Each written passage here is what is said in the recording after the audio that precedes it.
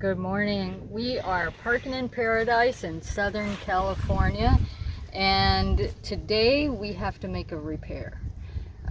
We noticed that when we parked the last time that our jack was not necessarily working the way that we wanted it to. We had to maneuver it and jiggle the wires and do all kinds of things to get the electric jack to work, and I don't like unreliable. So we got on Amazon and we ordered a new electric jack. It just came in the mail today. It's a Lippert, and all the reviews said it was really good. So we're going to install it today. We're going to take you along with this journey and adventure of installing our new electric jack, and we'll see how it goes.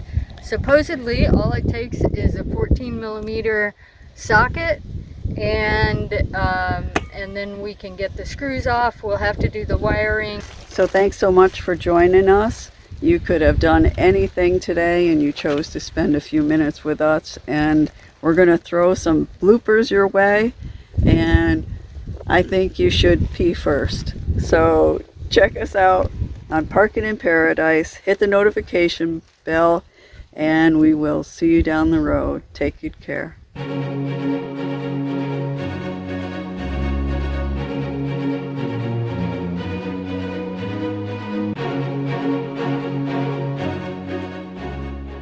So here's the hand crank. We took it out of the box. There are instructions, which we will take a look at in a minute, and the hardware. One thing about buying these online, there are many jacks out there, several different price ranges. One thing you want to check to see is if the hardware is included or if it's not included. If you need new hardware, make sure you buy the one that comes with the hardware, because some of them do not include the hardware.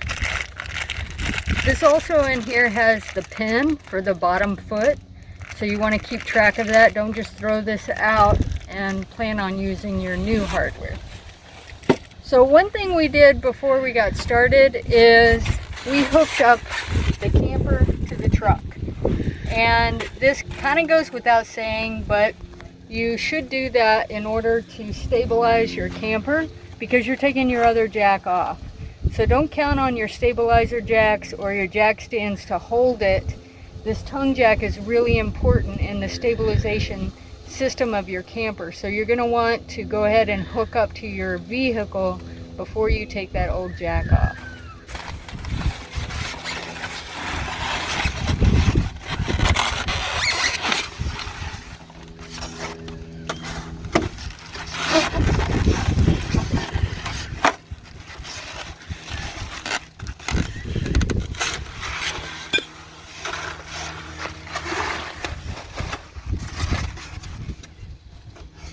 Well, it's packaged really well.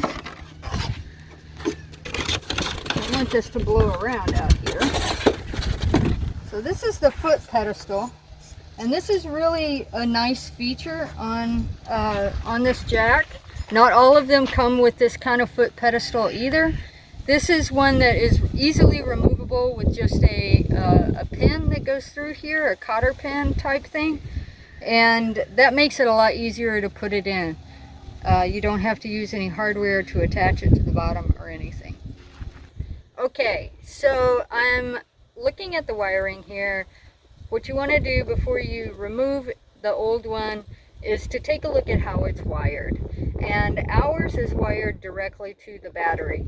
Many of these units that are factory installed, they are wired into the converter system, into the 12-volt system of the rig.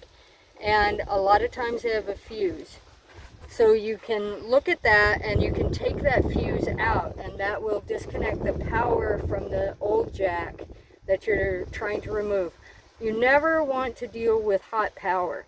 So that's the first thing. Figure out where your power is coming from and turn it off, disconnect it, so you're not dealing with hot power, because you don't want to short something out or hurt yourself.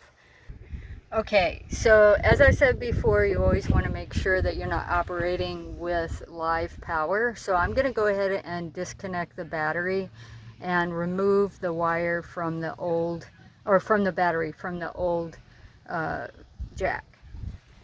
So first thing you want to do is always remember power first. So you want to always disconnect the power first and connect the power first. So this battery is grounded. We have two AGM batteries here. They are connected here with this black cable right here that's providing the ground. And I'm going to disconnect with a 1/2 inch socket. I'm going to disconnect, that's going the wrong way. I'm going to disconnect the power.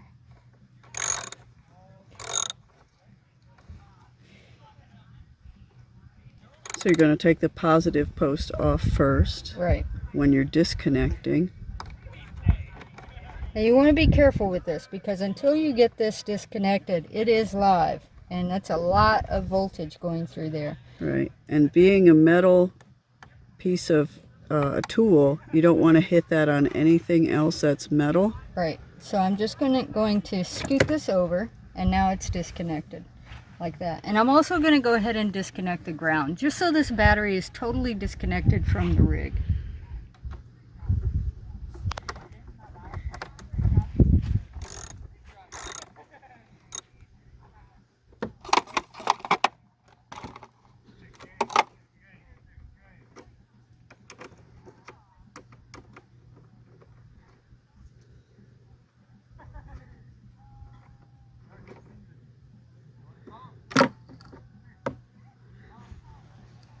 Okay, you want to make sure you don't lose the screws, because you don't want to have to go to the auto parts store just to get a couple of these. And there's a lot of stuff connected here. Okay, so you want to kind of keep track of what you're disconnecting. This is the wire to the jack, this one right here. So I'm just going to pull this wire, scoot it down between there so it's gone. And then these other wires, this is a wire to the battery monitoring system. This is the wire to the solar charger that we have, that we use when we're boondocking. And this is the positive wire that connects the two batteries together. So I'm just going to let those lay down there. And we are now disconnected from all the power. Okay, so what I'm going to do is I'm going to use a butt connector to connect these two wires together. And I'm also going to put some heat shrink on it. And so we bought this kit at, I think we got it at Harbor Freight for like $12 or something. Used it like extensively while we've been on the road. So I recommend that you get something like this. You can also find them at Home Depot or Lowe's or wherever you buy your stuff. And it's got all kinds of stuff in here. It's got wire ties and heat shrink and butt connectors and terminal connectors and terminators and all kinds of stuff.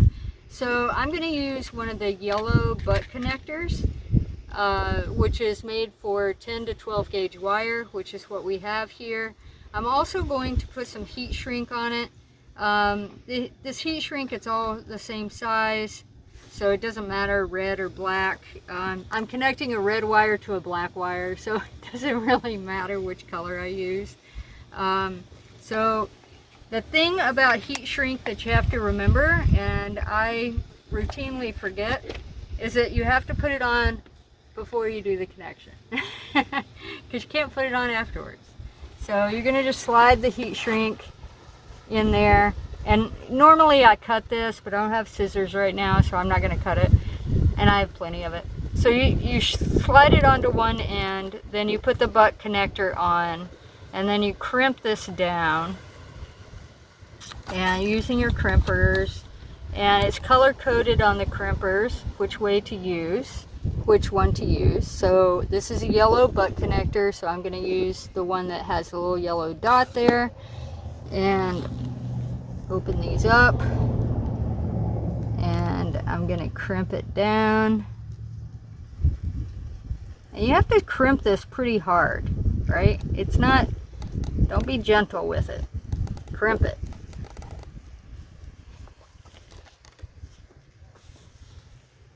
And then that's secured in there.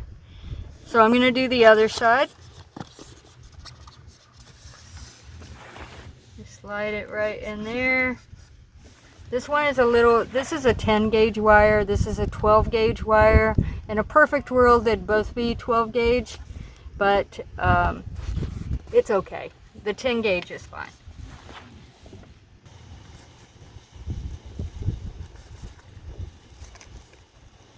Okay, that's connected. And then this heat shrink is actually too small to go over it. Okay, so the heat shrink that I have is too small to fit over the butt connector, so that's not going to work. So second best thing, always keep electrical tape. So we're just going to wrap this up with electrical tape. It'll work fine. I may have to re-wrap it, you know, every so often. I'll have to check it, but it'll be fine. I don't like to leave butt connectors some people just leave it like this. I don't like to do that. It's not good because the elements are out there. You could get water intrusion in there, you could get dust in there. Electricity doesn't like water, doesn't like dust. I like things to be nice and clean. And so we're just going to wrap this up.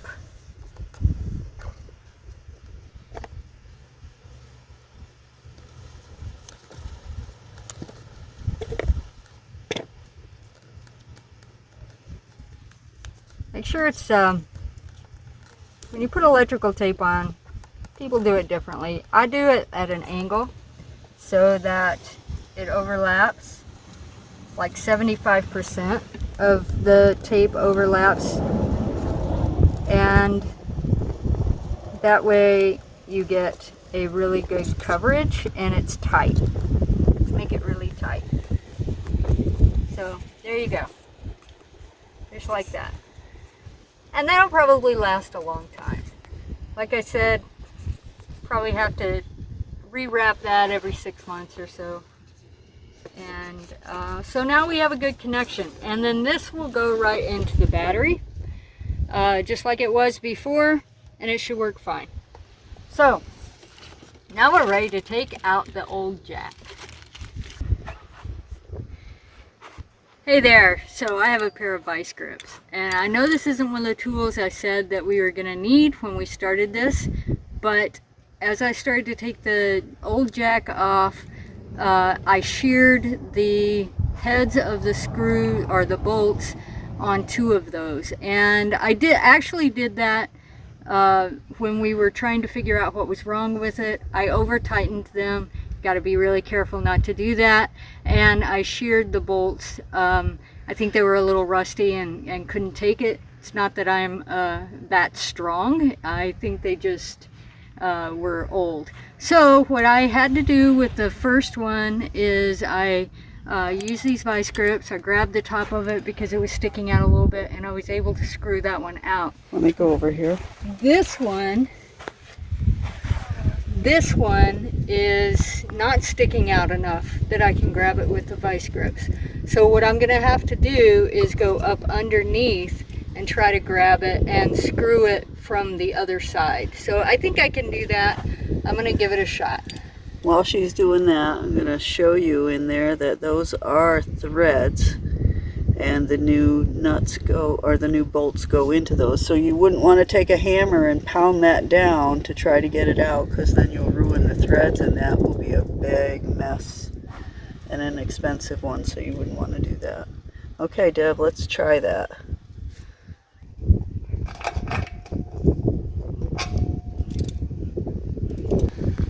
Okay, go ahead. Is it going up or is it going down? It looks like it's going up. Go ahead. I'll tell you. Yeah, it's coming up. Okay, so I turned it a few times from the underneath and got it up high enough that I think I can grab it with the vice grips.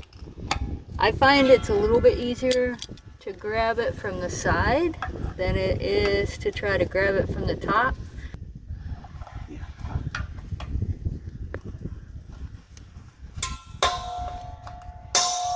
Now my tank is in the way. See if I can grab it from the top now. There we go. Now we got it out of there.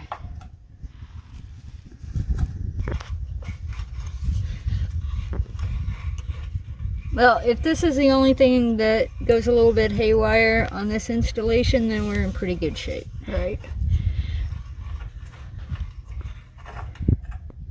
Great. So most of these jacks will only come with one wire, and this jack does, and that is the power wire. So the ground is actually done through the frame of your trailer. And let me show you how you can figure out where the ground is actually happening. If you look here, I'm going to wipe this down because it's a little bit dirty. If you look at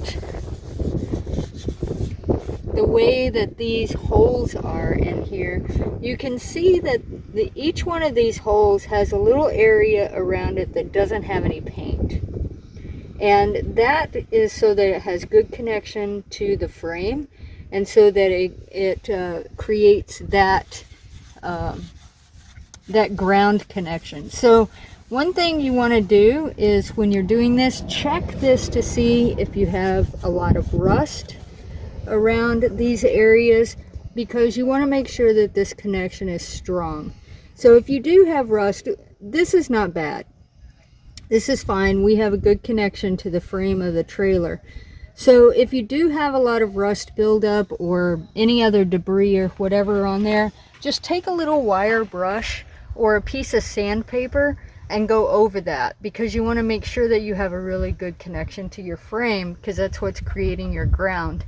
And if you notice that you either install a new jack, or if your old jack is having intermittent electrical connection issues, check that ground and make sure that that is a strong connection there, because if your ground's not working right, then you could have, like, sometimes it works, sometimes it doesn't, and that could be your problem.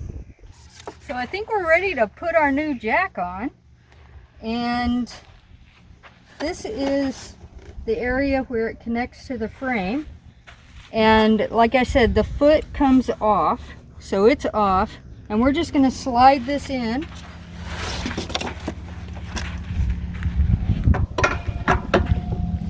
Want to make sure your wire is out of the way and you don't pinch it. Okay, so we now have the jack in here in the proper position, and it looks like the holes will line up just fine, so that's great. And I think it's going to have good clearance for the propane tank cover, so that shouldn't be a problem. So we're going to go ahead and put the bolts in. Okay, so we put the propane cover just to make sure that it was going to work before we attach this, and it looks like it's going to be fine. So we're going to go ahead and put the bolts in.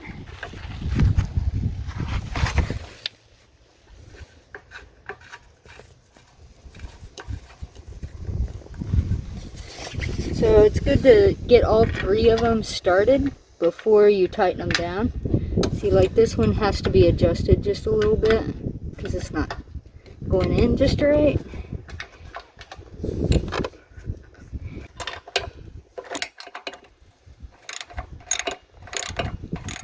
You tighten each one a little bit at a time and then go around until they're all tightened down, instead of doing one really tight all the way at one time and then going to the next one, just like you would on if you're going to put a tire rim on a vehicle.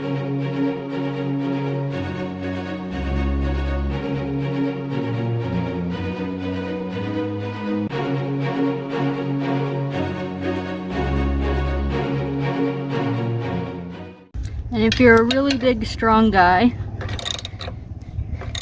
don't over tighten these. Don't feel like, oh, I have to get them just as tight as I possibly can. In fact, the manufacturer recommends using a Torx. That's about as tight as I feel comfortable getting them. Okay. So that is on there. It's tight enough, it's not going anywhere. If you worry about it, you might check them every once in a while, just like you would check the lug nuts on your tires to make sure that they're staying secure. But okay, now we're ready to see if we have power. Now this unit is a little bit better than the one that we took off. and it has a fuse. So what I'm going to do is I'm going to check this fuse first of all. See how it's sitting crooked? It was sitting like that as soon as I opened it. So that means it's not in there right. So I'm going to push that in. Yep, I felt it click in. So it wasn't in there. If I hadn't checked that, we wouldn't have had power. So this is a 30 amp fuse. And so that is looking good. Because I have so many things connected to this battery, direct connected to the battery, what I'm going to do is I'm going to take all of these things and I'm going to tape them together so that they're easier to handle. So what I'm going to do is I'm going to take the battery monitoring cable, the cable for the jack, and my solar connector cable, and I'm going to put these three, and these are not hot. There's no battery connection at all right now. And I'm going to tape these with electrical tape so that they're easier to handle. Now you can do this a number of ways. You can use, you could wire all these together actually and just use one connector. I don't do that because sometimes I might want to disconnect them. I might want to have one disconnected and have the other one still going. So by doing this, I'm able to control this a lot better. And I'm going to put the battery terminal bolt through those. Now that's all together into one, and I can hold it like that.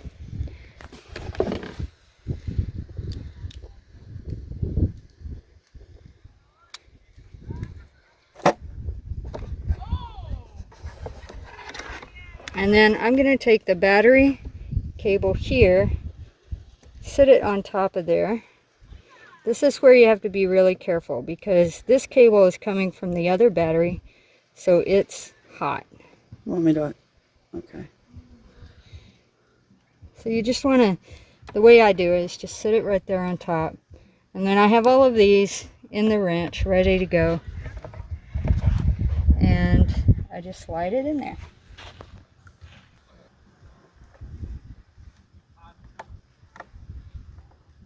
Yeah. Come on there.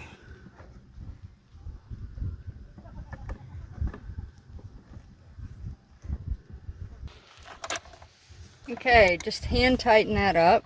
Doesn't have to be overly tight. And now we're going to put the ground wire on. So again, the way I do this is I go ahead and put, sorry, flies are bad. I go ahead and put the bolt inside of the ratchet. Sit that on top of there.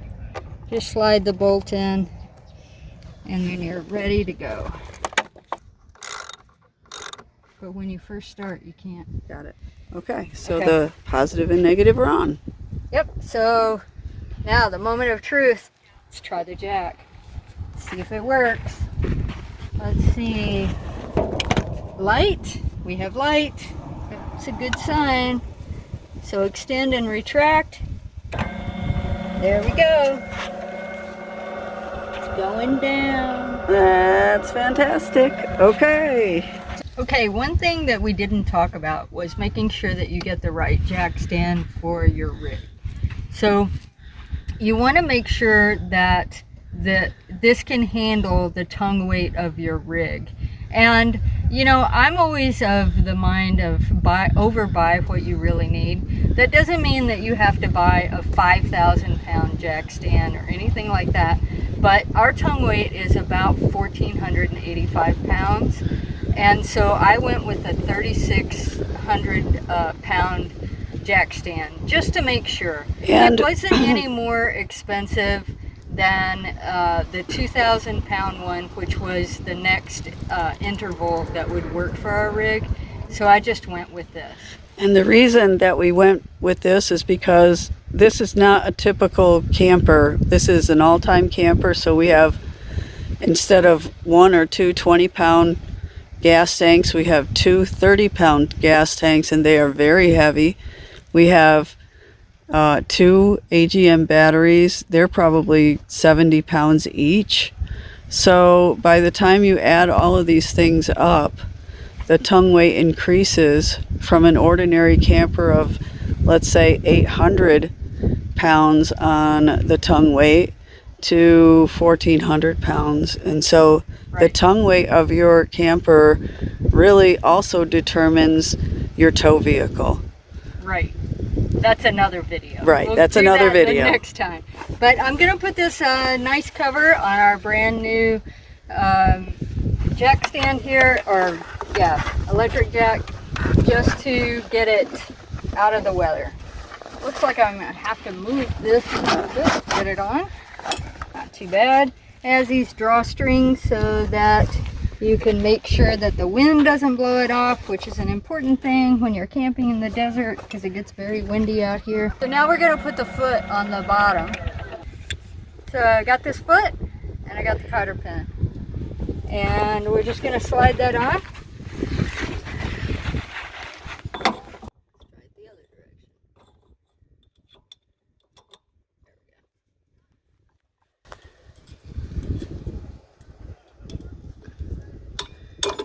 All right, good to go. Okay, so you probably want to do something with all this cable that's down here. And what I'm going to do is I'm going to wire tie it to the frame. This is an old wire tie from the last jack we had on here. I'll cut that off and then I'll wire this up. You'll have to figure that out, and whatever works for you. I also wanted to show down here something that we do, which you can do whatever it is that works for you, but we use a series of 2x6 and 2x8 boards to put under our jack so it doesn't have to work so hard, and that also saves our battery when we're out boondocking, so we're not having to use our battery to put up and down the jack so much. And we use the 2x instead of 4x's for a number of reasons. You have a lot more flexibility on how many to put under there, and also they're lighter weight and easier to stow in the truck. So that was our choice. A lot of people buy the little orange things. They don't hold up so well in the Arizona and California sunlight, so we use the wood instead. Also, as a safety issue, a lot of people will just put one piece of wood or nothing down, and then they will extend their tongue jack as far as it goes to get level front and back. That's really dangerous. If you have a high wind, that could come off just one or two blocks. It can move. So actually, the least amount of jack that you have, jack ram is what it's called, which is what the foot is attached to. The least amount of jack ram that is extended to get you level front to back is best, is safest. So use more blocks and less ram. That's right. Right? That's right. And why don't you show people what we did on the toe chains, because we noticed that the pins were getting rusty, and before we left New York to come out here again for the 4th year, we replaced little things that we thought were going to become big things if they failed, and one of those was that little piece of wire. That cotter pin wire really is the only thing that holds this whole thing on to the receiver right there, which is a safety mechanism if anything should fail on the hitch. So that little thing is pretty important, and they were getting very rusty, so we replaced those. It was very simple. Okay, so this is mission accomplished, right, Deb? That's right. And we are parking in paradise Deborah, Joanne, and Patch, and we are hanging out in Southern California this winter. Follow us along as we explore many different places in Southern California. We'll go on hikes, we'll check out campgrounds. Next week we're going to Fallbrook, where we've never been before, so stick around with us and explore Southern California with us. Subscribe and hit that notification bell so that you know when we post our next video. We'll see you down the road. Works really well. Oop.